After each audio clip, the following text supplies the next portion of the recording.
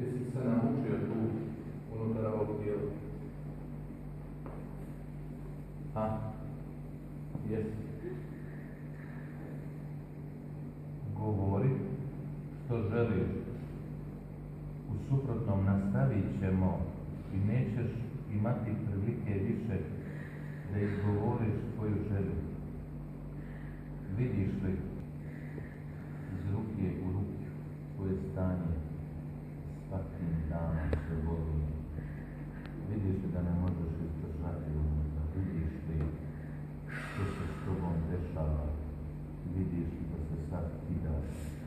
Vidiš li kako se pržeš na još. Pa jel vidiš to u svojim očima? A? A zašto onda ne izađeš? Što te to spriječava da izađeš? Reci.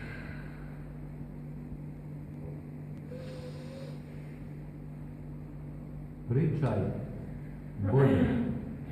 Ukoliko ne budem čuo od tebe, nastavit ću sa kuranskim ajetima. I tvoj je tu završetak onda. Pričaj, zašto ne izlaziš iz ovog tijela? A zbog čega?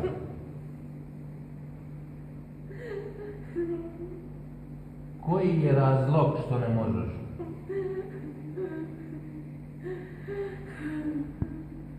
Neću sad to.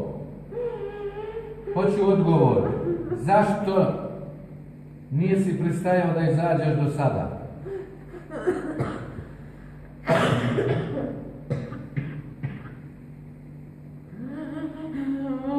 Pitao sam te nešto.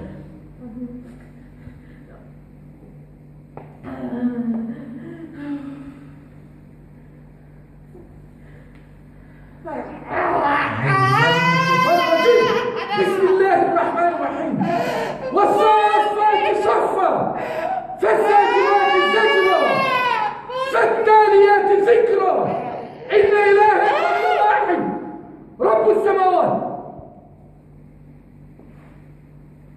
Kraj. Ovako se spaljuju oni koji neće da odgovaraju.